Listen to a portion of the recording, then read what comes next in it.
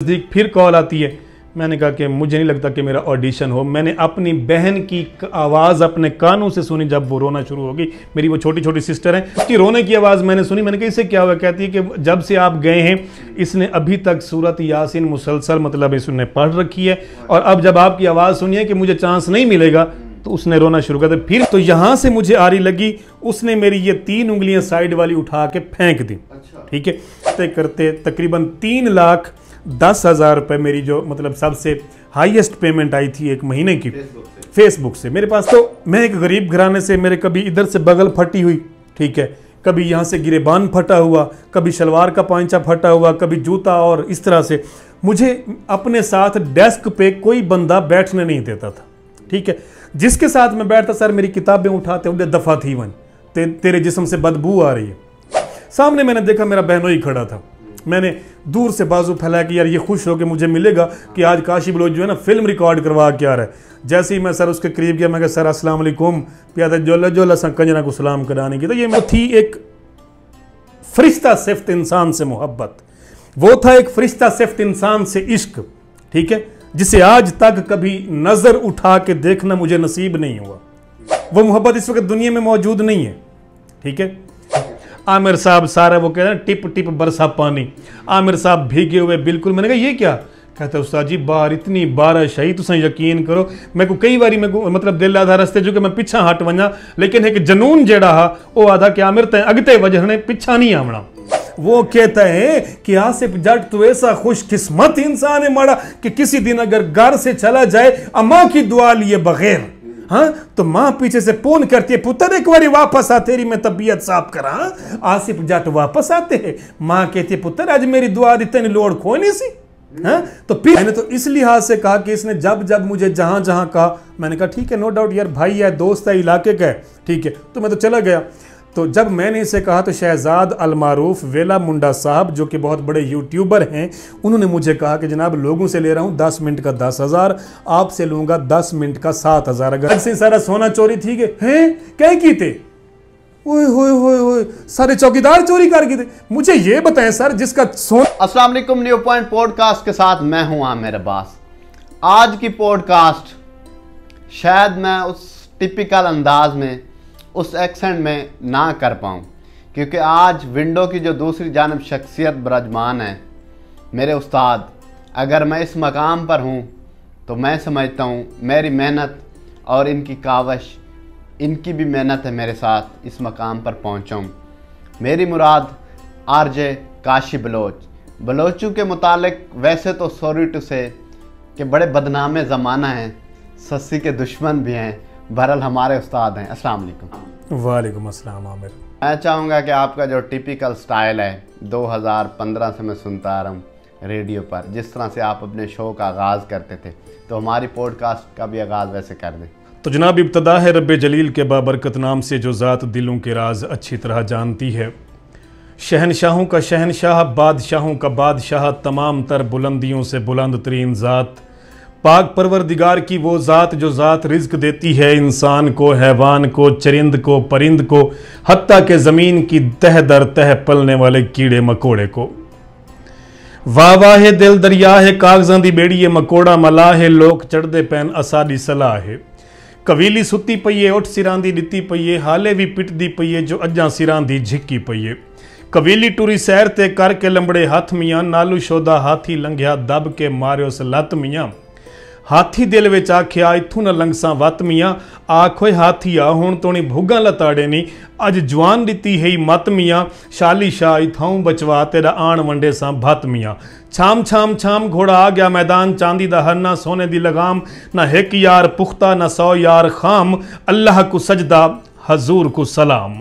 तो जनाब मेरा तो इस तरह से अंदाज़ होता था रेडियो पे, क्योंकि मेरा मॉर्निंग मिक्स मेला के हवाले से शो था, तो उसमें उर्दू पंजाबी इस तरह की तकरीबन 4 ज़ुबानें एक ही शो का हिस्सा होती थी, तो मिक्सअप करके बड़ा शानदार से एक प्रोग्राम। अच्छा, मुझे बताएगा ये आगाज़ कब हुआ और आपको पहली दफ़ा कब लगा कि मेरी आवाज़ इतनी अच्छी है, अगर मैं फील्ड में आता हूँ तो छा जाऊँगा?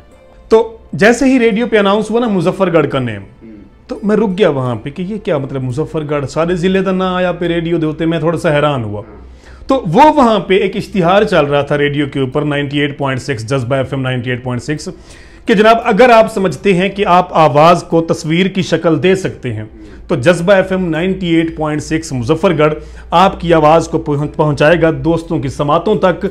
आप आइए, तशरीफ लाइए, हम आपको मौका फराहम करेंगे। सर कौन कहे कि जनाब मैं मतलब मठा पै गया, नहीं, स्पीड फौरन से जनाब मामा से का पैसे दें जी, कल मुझे मतलब निकलना है मुजफ्फरगढ़ के लिए। अच्छा। मुजफ्फरगढ़ गया सर, जनून था मतलब कुछ कार गुजरने का। अच्छा। ठीक है, तो मैंने ये सोचा कि यार हो सकता है फिल्म में चांस नहीं मिला, ठीक है, किसी टीवी प्ले में चांस नहीं मिला, छोटे छोटे प्लेस 2-4 किए थे वसेब टीवी पे, लेकिन ख्वाब था फिल्म इंडस्ट्री। मैंने सोचा कि यार मुस्तफा कुरैशी साहब रेडियो से आए, गुलाम मोहिउद्दीन साहब रेडियो से आए फिल्म इंडस्ट्री में, इनके अलावा और बहुत से आर्टिस्ट ऐसे हैं जो रेडियो से पहले आए, यानी कि रेडियो उनके लिए एक सीढ़ी बना, एक बुनियाद बना।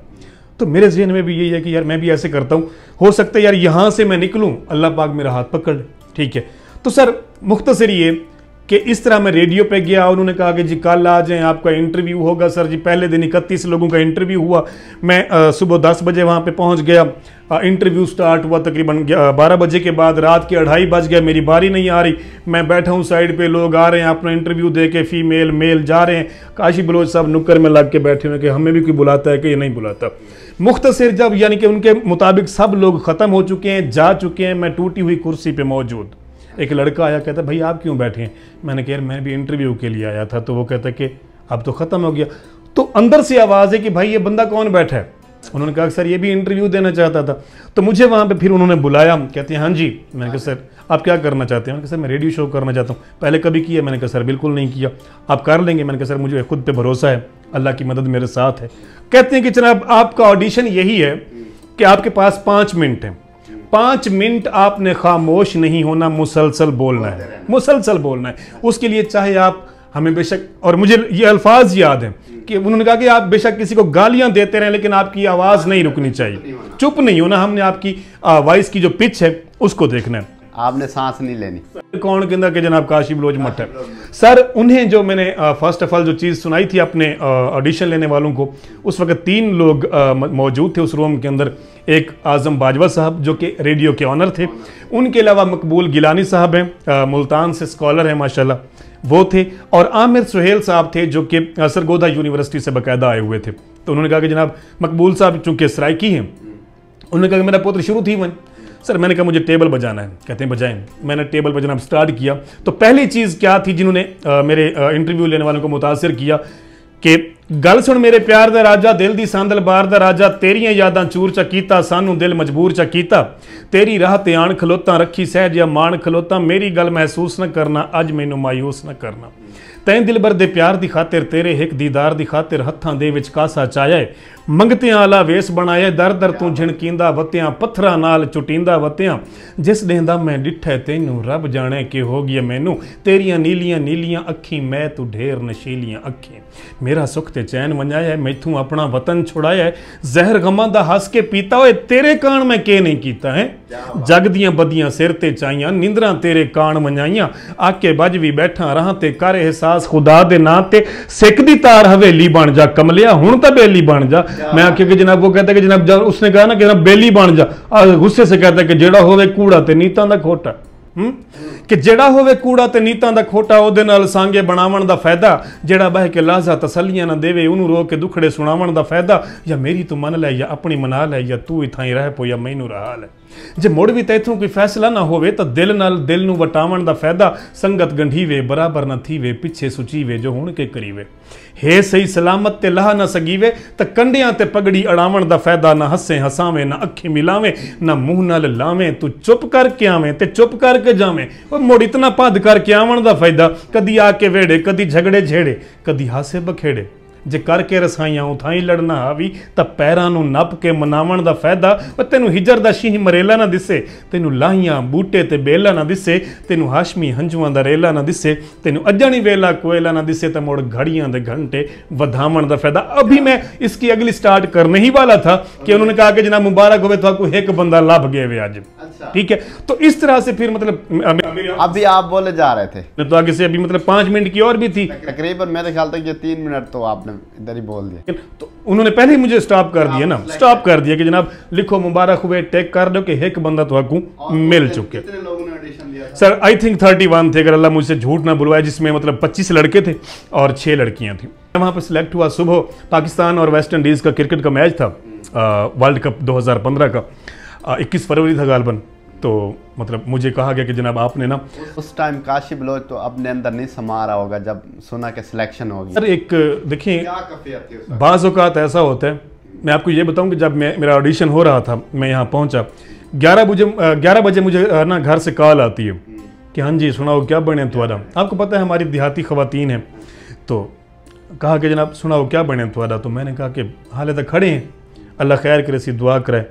तो घंटे के बाद फिर कॉल आ गई, ठीक है। तो मुझसे ज़्यादा मेरे घर वाले जो थे वो एक्साइटेड थे।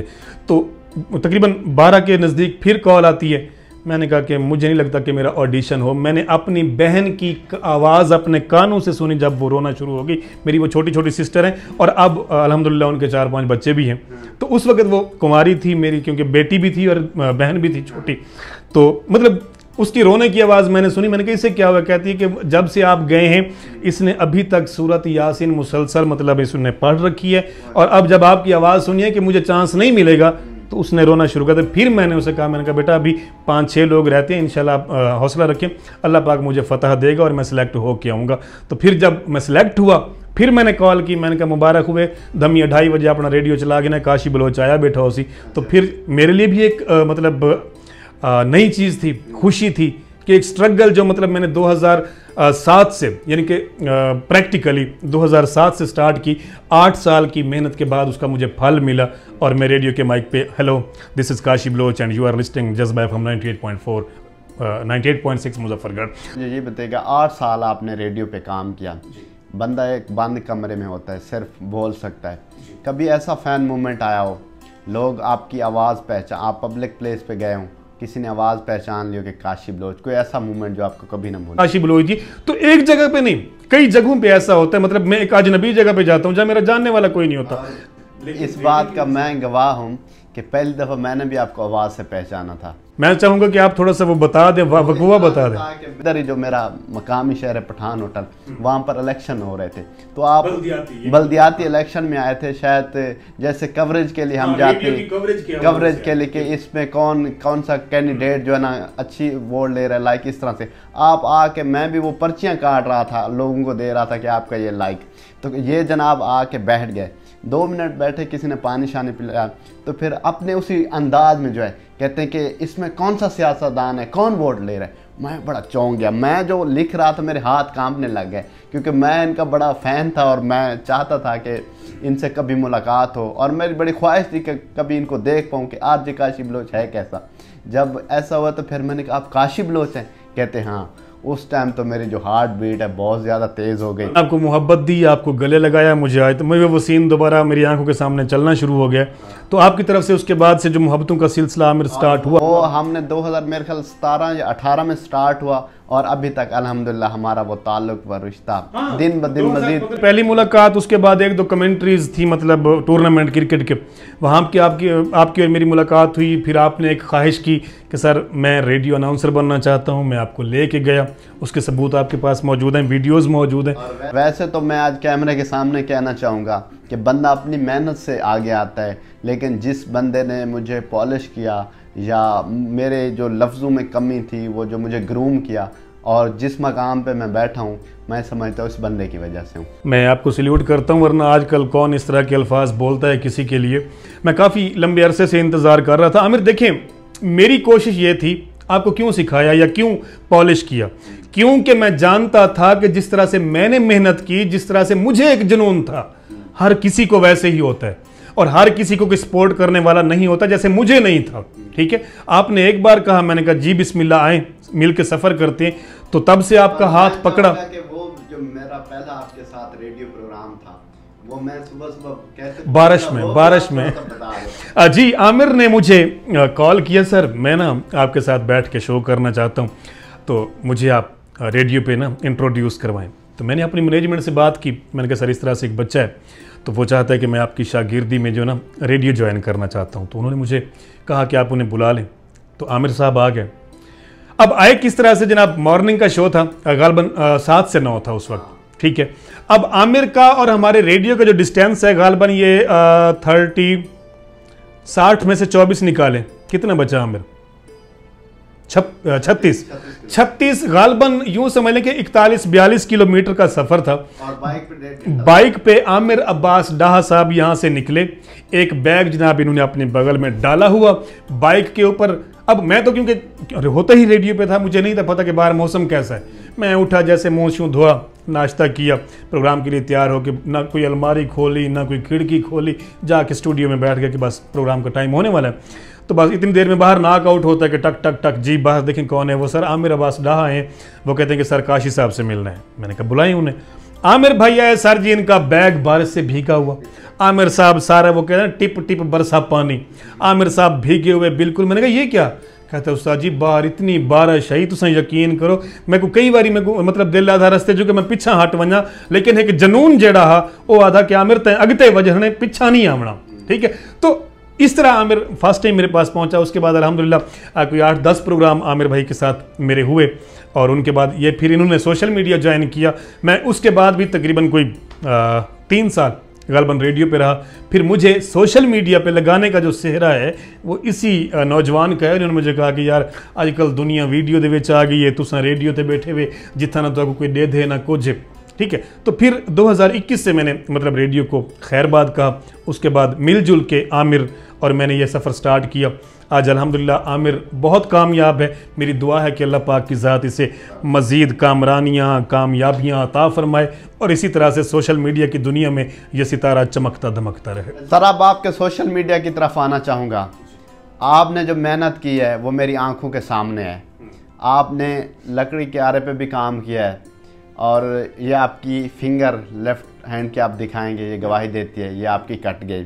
मिठाई की दुकानों पे आपने काम किया, और इसके अलावा जो ट्यूबवेल में फ़िल्टर बनते हैं, धूप में सारा दिन काम किया, और आपका सोशल मीडिया लाखों कमा रहे हैं। तो ये सफ़र कैसा रहा, कितना तवील था, कितना मुश्किल था, कितना कठिन था, और अब कैसा लगता है? आमिर सबसे पहले तो मैं आपकी पॉडकास्ट में पहले कह चुका हूँ कि मेरे परवरदिगार ने जो मेरे अंदर एक चीज़ एक नहीं रखी वो यही है कि मेरे अंदर ना गुरूर है ना घुमंड है, ठीक है। सबसे पहले मैं आपके देखने वालों को, क्योंकि मुझे तो बहुत कम लोग जानते हैं ना, आपको बहुत ज़्यादा लोग जानते हैं, मैं आपके देखने वालों को ये बताना चाहूँगा कि सन 2000 में मैंने स्कूल छोड़ा, ठीक है।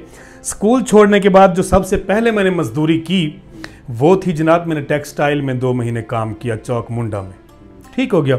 1800 रुपये तनख्वाह, उसी में से फिर हमारा लंगर का ख़र्चा, यानी कि मुश्किल हमें तकरीबन 1000-1100 रुपये पर मंथ बचता था, ठीक है। वो मैंने छोड़ा।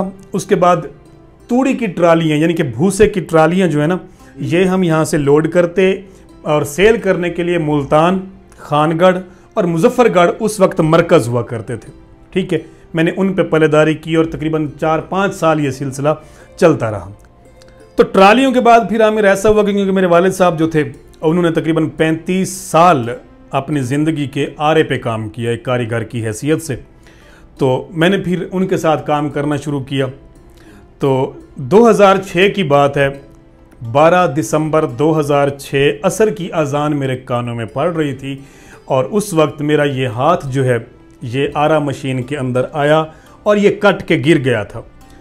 ये उंगली, मतलब ये उंगली, ये निशान आपको दिखा सकता हूँ मैं इस वक्त भी अगर कैमरा दिखाए, तो यहाँ से मुझे आरी लगी, उसने मेरी ये 3 उंगलियाँ साइड वाली उठा के फेंक दी, ठीक है।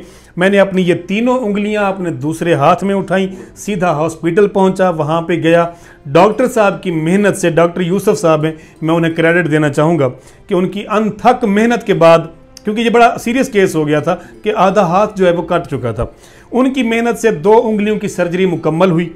ये 2 उंगलियां मेरी दोबारा लग गई, और तो 2 उंगलियां और हैं, ये हाथ से जुदा हो चुकी थी। मेरी जान, मैं बता रहा हूँ, मेरी ये उंगली, ये दोनों उंगलियां मेरी उस छोटी उंगली के साथ कट गई थी, ठीक है। और मैं इन्हें अपने हाथ में उठा के हॉस्पिटल गया था, ठीक है। तो मतलब उस दौरान फिर गैप आ गया, काम नहीं होता था, ठीक है, एक चोट की वजह से, क्योंकि सीरियस थी। आप जैसे दोस्तों ने मुझे मशवरा दिया कि आप ऐसा करें कि जनाब ना सोशल मीडिया पे आए। मैंने एक पेज बना लिया, मुझे कोई गाइड करने वाला नहीं था, ठीक है। ऐसे लोगों की वीडियो उठाता, कभी किसी मुजरे की, कभी किसी की कि भाई मुझे व्यूज़ हैं, ठीक है। एक स्ट्रगल थी, चलती रही, ना कोई गाइड करने वाला ना कुछ। फिर मेरे एक दोस्त थे, आमिर अब्बास डाहा उनका नाम है। एक दफ़ा उनसे टेलीफोनिक मेरा राब्ता हुआ कि यार मुझे क्या करना चाहिए, तो उन्होंने फिर मुझे कुछ आइडियाज़ दिए। तो क्योंकि वॉइस अल्हम्दुलिल्लाह मेरी पहले से भी जानी पहचानी हो गई थी, ठीक है, तो मैंने सोचा कि यार बाई फेस क्या आना, क्योंकि मेरे पास सहूलियात की कमी थी।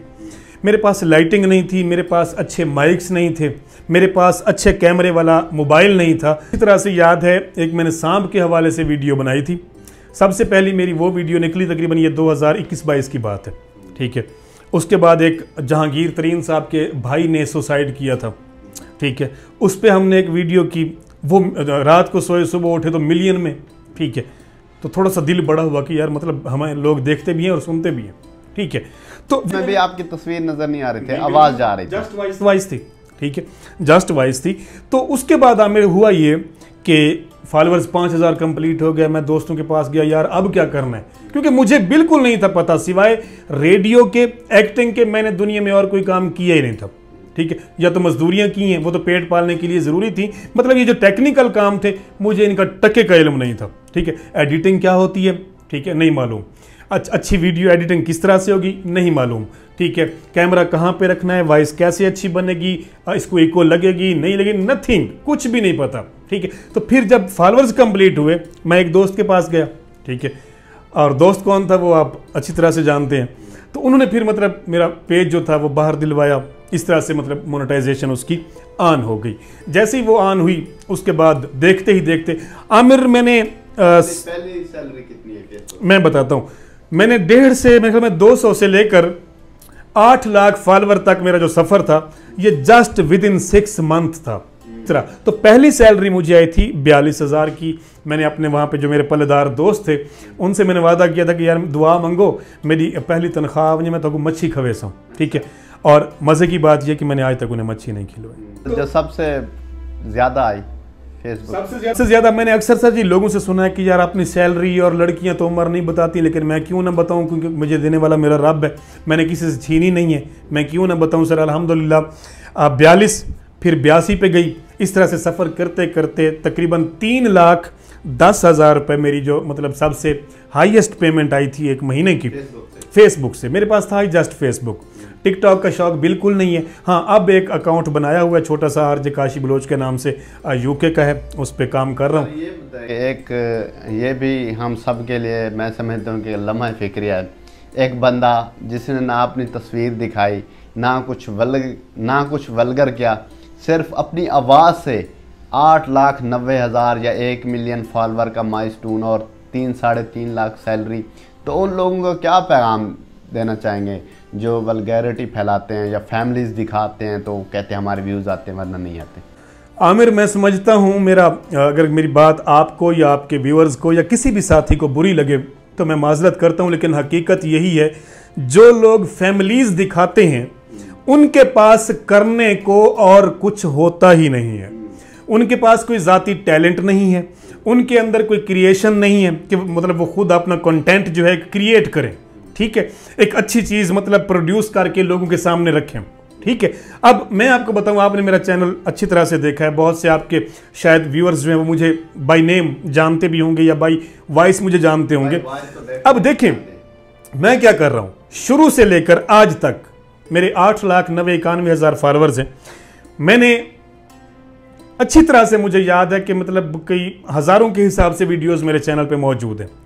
उनमें है क्या, उनमें है तारीख़ी मालूमात, उनमें है इस्लामिक मालूमात, उनमें है पाकिस्तान के हवाले से मालूमात, यानी कि दर्स है, तदरीस है, सीखने सिखाने के हवाले से इल्म की बात है, ठीक है। अपनी मैं वीडियो लिखता हूँ, स्क्रिप्ट लिखता हूँ, उसकी रिकॉर्डिंग करता हूँ, फिर वॉइस एडिट करता हूँ, फिर जनाब जो है ना उस पर तस्वीरें लगा के मतलब वीडियो क्रिएट करता हूँ, अपलोड कर देता हूँ। अब इसमें मेहनत लगती है साहब, ज़रा आपको 10-15 मिनट आधा घंटा लगता है स्क्रिप्ट लिखने में। उसके बाद आपने वॉइस रिकॉर्ड किया, वॉइस रिकॉर्ड होगी, अब उसको एडिट करना है।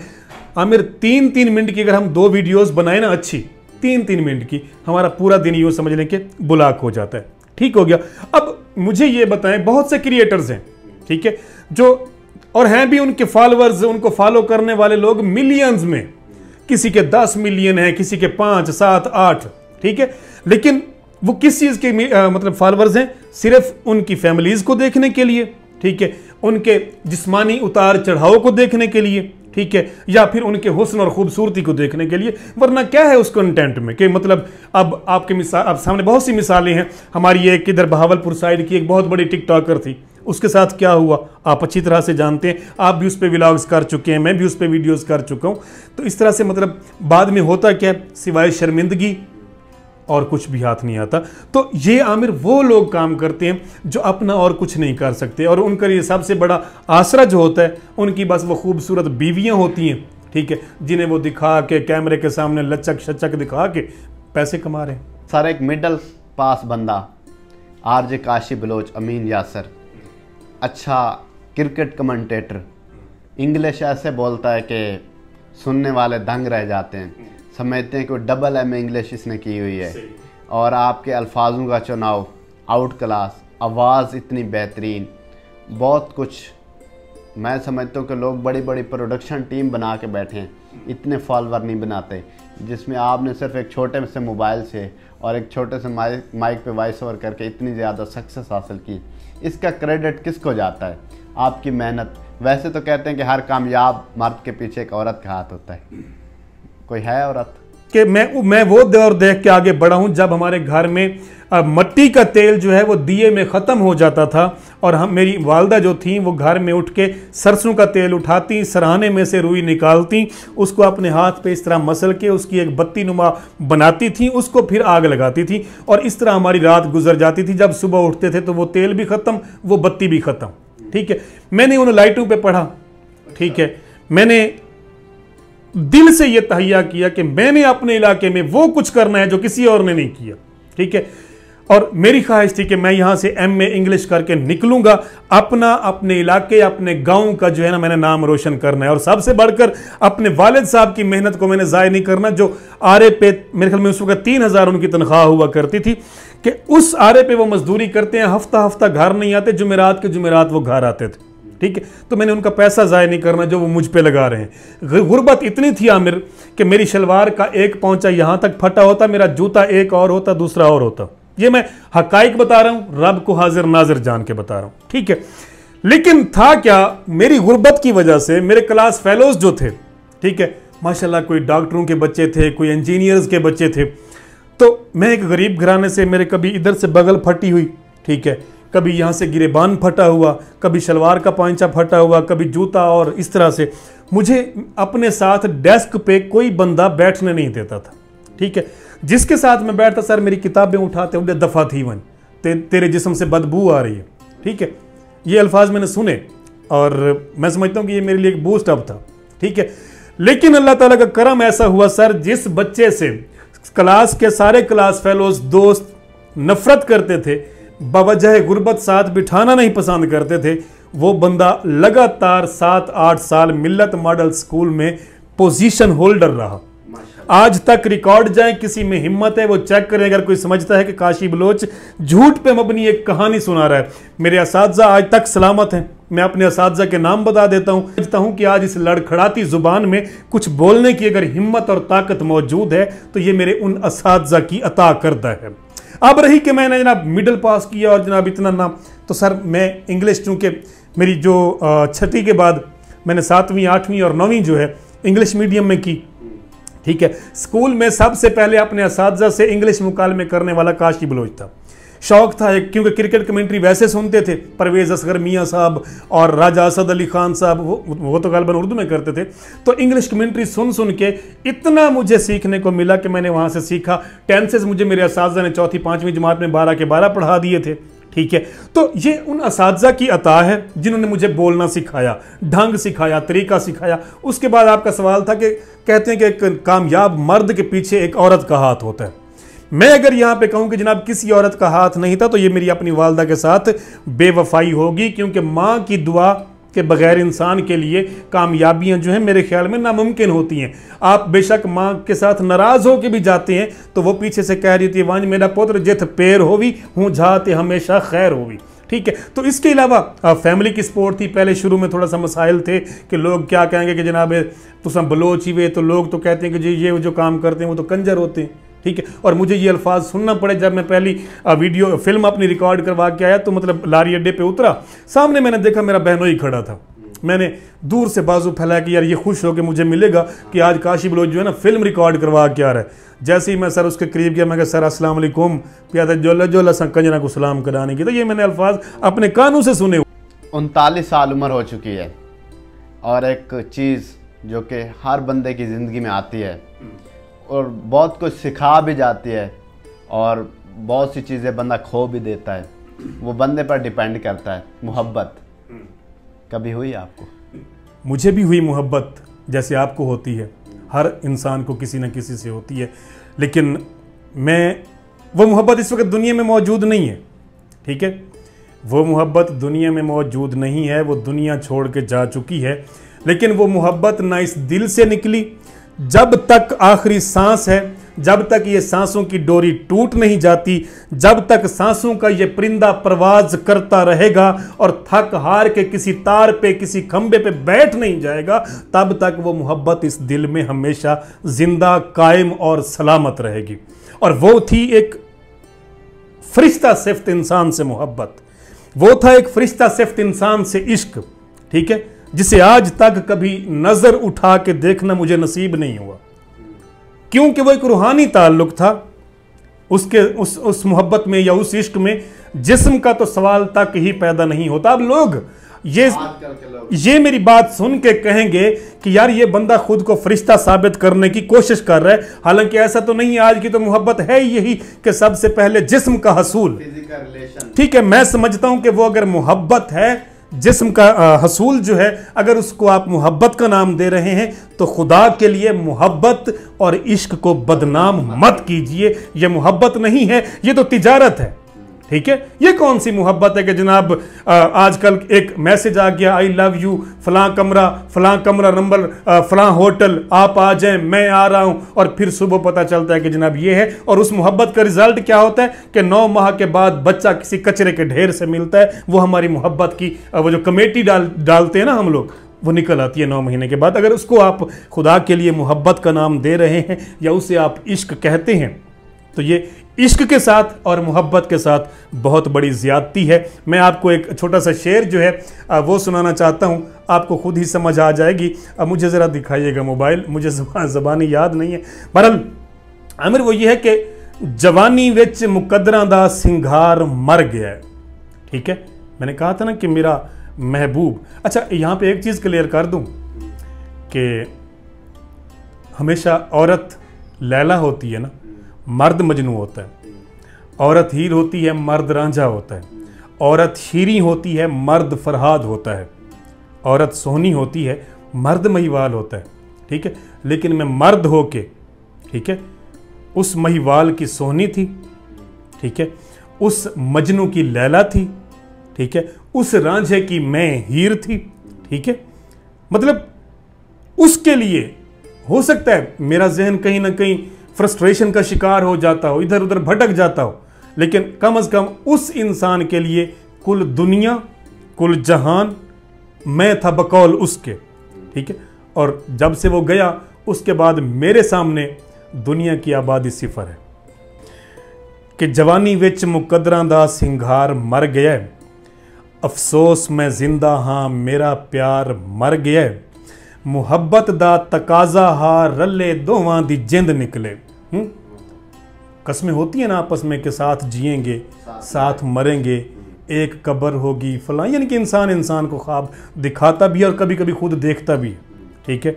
अब न जाने मेरी इस बात पे कोई फतवे लगा दे, मुझे नहीं पता, लेकिन मैं तो जो मेरे दिल में आ रहा है मैं वो बात कर रहा हूँ कि जवानी विच मुकद्दरां दा सिंगार मर गया है, अफसोस मैं जिंदा हाँ मेरा प्यार मर गया है, मुहब्बत दा तकाजा हा रले दोवां दी जिंद निकले, मगर दिल सलामत है दिलदार मर गया है, जेड़ा उंगली दे इशारे ते कदी खलकत नचैंदा हा, जेड़ा उंगली दे इशारे ते कदी खलकत नचैंदा हा, इंज लगदा है मेरे अंदर वो फनकार मर गया, ठीक है।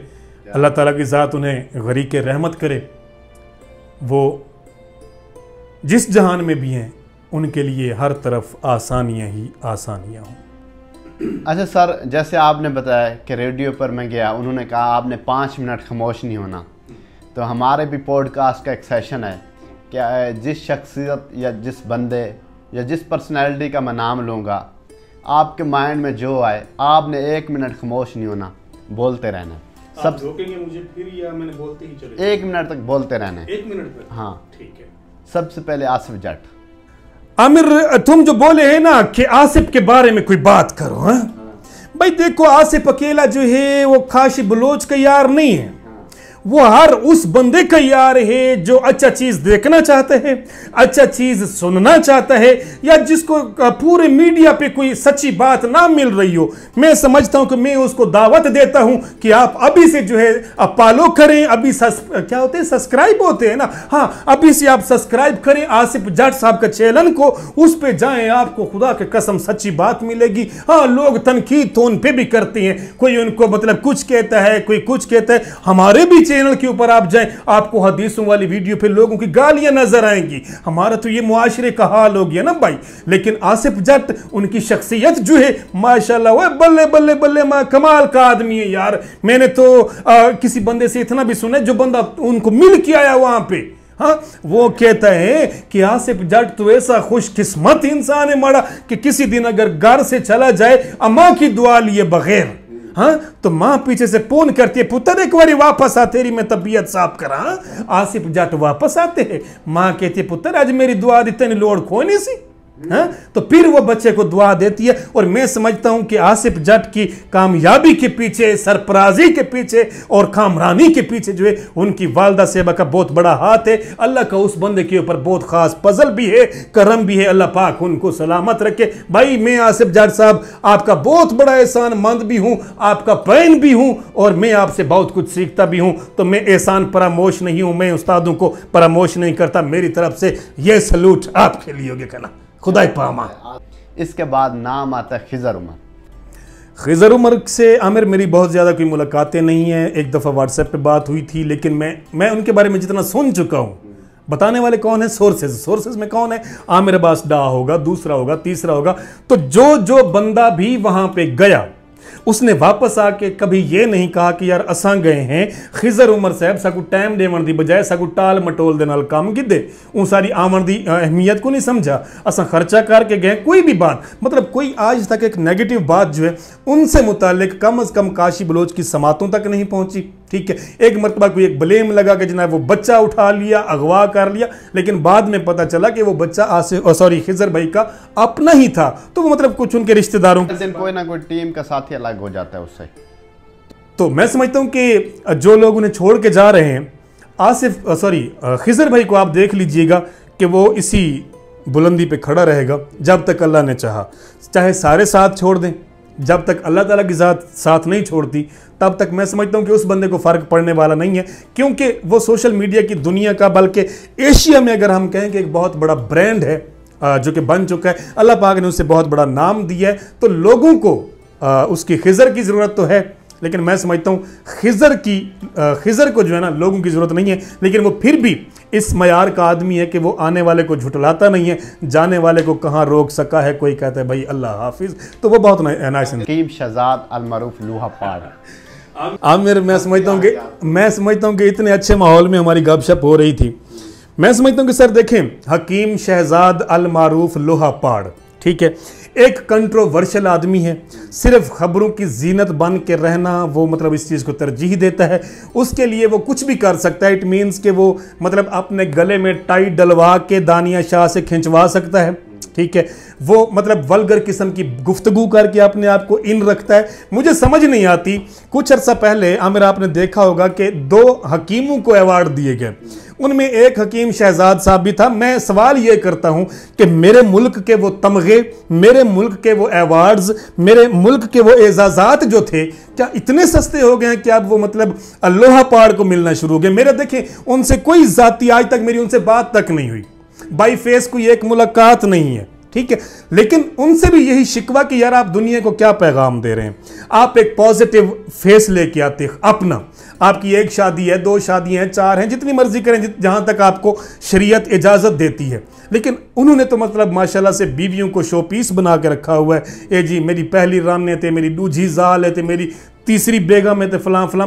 फिर देखें अब इनके आप चैनल्स पे जाएं, विजिट करें, अगर मैं झूठ कह रहा हूं आप वहां पे जाएं, दानिया शाह साहबा, यानी कि मैं जहां पे शाह का लफ्ज़ आ जाए तो वहां पे ऑटोमेटिकली सैयद ज़ात जो है वो जहन में भी और आंखों में भी आना शुरू हो जाती है। तो क्या ये यही पैगाम दे रहे हैं कि मतलब सादात ऐसे कभी भी नहीं हो सकते सर, सादात ऐसे कभी भी नहीं हो सकते। तो ये दानिया शाह साहबा को भी इस्तेमाल कर रहे हैं। अगले दिन आपने देखा होगा कि जनाब यहाँ इलेक्शन का एक कुछ चला कि मतलब यानी कि 175 में लोहापाड़ साहब भी इलेक्शन लड़ रहे थे, उनके साथ वो एक मिसेस थी मुजफ्फरगढ़ से जनाब गुलशन सुल्ताना थहीम साहबा, ठीक है, वो एडवोकेट। अब एक तो वो भी किसी एंगल से एडवोकेट नहीं लग रही थी, ठीक है।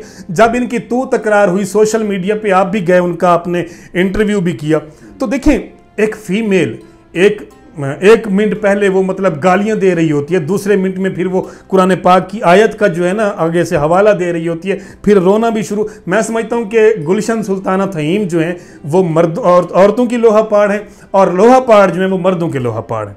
जनूबी पंजाब के बड़े मशहूर व्लॉगर हैं जी, यूट्यूबर हैं मोहम्मद शहजाद अलमरूफ वेला मुंडा। ला हौला वला कुव्वता इल्ला बिल्ला, ठीक है।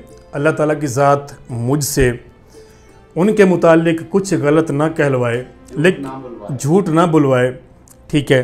आमिर आपकी पॉडकास्ट है, मैं नहीं चाहता कि आपकी पॉडकास्ट के अंदर लोगों के गालियों वाले मैसेज हैं, ठीक है, उनका सामना आपको भी करना पड़े, लोग आपको भी टारगेट करें, मुझे भी कहें कि यार क्या ज़रूरत थी इस बंदे के हवाले से बात करने की। क्योंकि मोहम्मद शहजाद अलमारूफ वेला मुंडा, ठीक है, मुझे अच्छी तरह से याद है मक्का टाउन के अंदर मेरे गाने की रिकॉर्डिंग थी, गाने की शूटिंग थी, और उसमें मैं क्योंकि सिंगिंग का भी शौक़ रखता हूँ थोड़ा बहुत, तो रेडियो का दौर था, तो मैंने समझा कि चलें रेडियो पे अपने गाने भी चला लिए कभी कभी।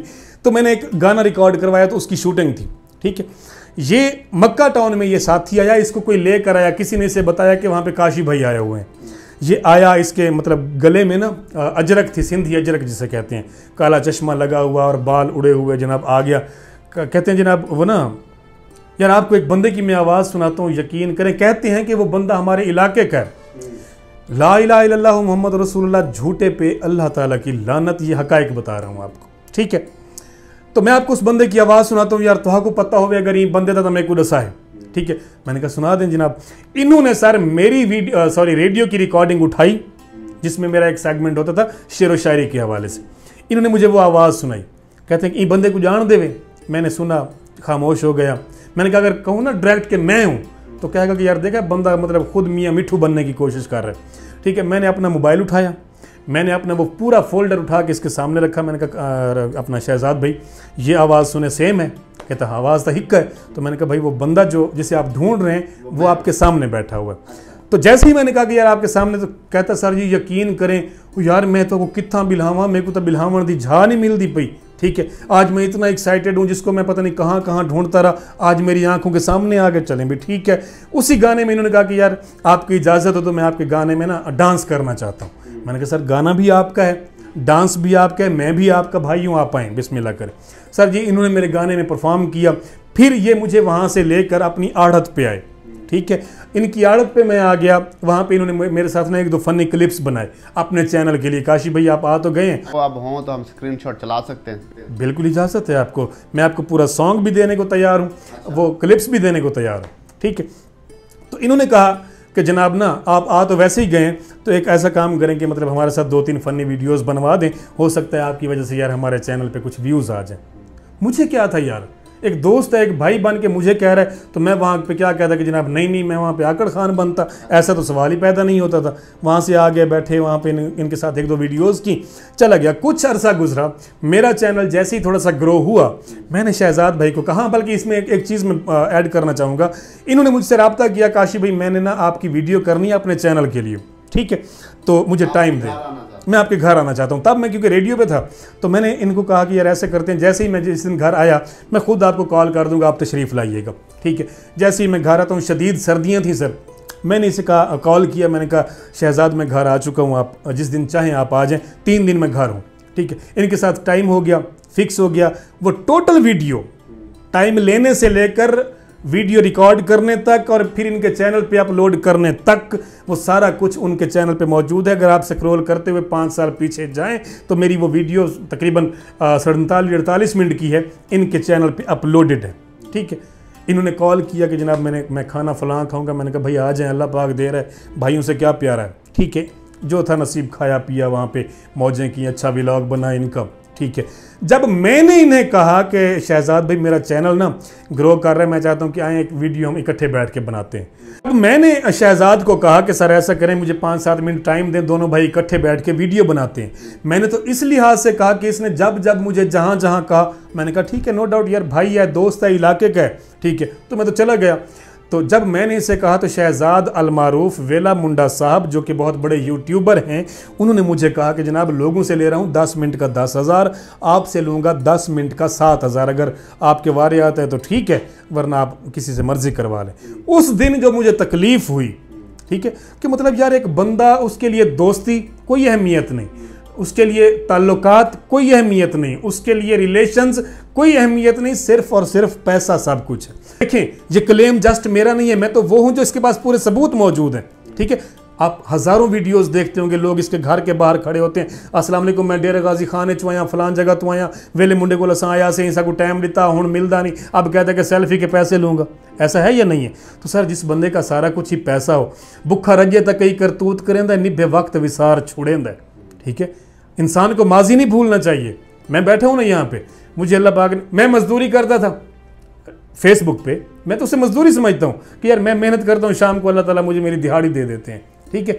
घर चलता रहा, अब भी चल रहा है, अल्लाह पाक चला रहा है। लेकिन इंसान को कम अज़ कम माजी, दोस्तियाँ, यारियाँ, ये नहीं भूलना चाहिए। पैसा सब कुछ नहीं है, आज है कल नहीं होगा, हाथ की मैल हाथ ऐसे किया ख़त्म। फिर उसका कंटेंट उठा के देख लें आप, आज से सारा सोना चोरी थी के हैं, क्या की थे, ओए होए होए होए, सारे चौकीदार चोरी कर गए थे। मुझे ये बताएं सर, जिसका सोना चोरी हो जाए, उसका 5-10 तोले सोना चोरी हो जाए, पहले वो मोबाइल ऑन करेगा, पहले वो कैमरा फिट करेगा। लाइफ है ना, वो तो डेली ब्लॉगिंग करता है। ऐसी लाइफ है, गोली मारो ऐसी लाइफ को भाई। देखिए उनके, देखिए मेरा इस चीज पे इख्तलाफ है, मेरा इस चीज पे इख्तलाफ है। देखिए इनके बहुत ज्यादा सब्सक्राइबर्स हैं यूट्यूब पे, मैंने देखे हैं, मैंने चेक किए। अच्छा, इनके कितने फॉलोअर्स हैं? आप खुद सोचें, ये मैसेज क्या दे रहा है, ये पैगाम क्या दे रहा है। कभी मुझे ये बताएं, अब लोगों के पास सिर्फ यही फजूल टाइम बच गया कि जनाब ए मेरा अब्बा सीमेंट डलवाए ना खड़े, इतना सारी लैट्रीन बननी है, इतों जनाब असा किचन बनवाने, ए जी मेरी पार्टनर आके फिलानी चीज़ इतना बनावनी। और भाई लोगों को कुछ अच्छी चीज़ सिखाओ, उन्हें बताओ कि ज़िंदगी किस तरह से गुजारनी है, उन्हें ये बताओ कि आप अच्छे इंसान किस तरह से बन सकते हैं, उन्हें ये बताओ कि आप एक अच्छा शहरी किस तरह से बन सकते हैं, उन्हें कुछ आप सबक दें, कोई दर्स दें, कुछ सीखने सिखाने। बस ये हो गया, आज वो हो गया, ओए होए उमर गद्दी मार करती है और काला घेरना ऐसे हुआ ना मुराद बर। यार क्या है यार, ये कंटेंट है। अगर ये कंटेंट है और इस कंटेंट को आप स्टार या सुपरस्टार का नाम देते हैं तो 7.5 सलाम नहीं हो जाए सुपरस्टारें को तो जनाब हुण लिखा है तुम्हारी पॉडकास्ट दे विच गाल ही ते मंदे आउट क्लास किस्म दे आसन। आज भी अगर आप ये वीडियो देख रहे हैं तो काशी बलोच साहब बड़े आग बगोला हैं, बड़े इख्तलाफात हैं, इनके साथ आप सेटिंग करें और जिस तरह से भी मामलात हैं इनको सुधारें, क्योंकि आप दोनों चौक सरवर शहीद के स्टार हैं। तो हम नहीं चाहते कि आपके दरमियान इख्तलाफात हों।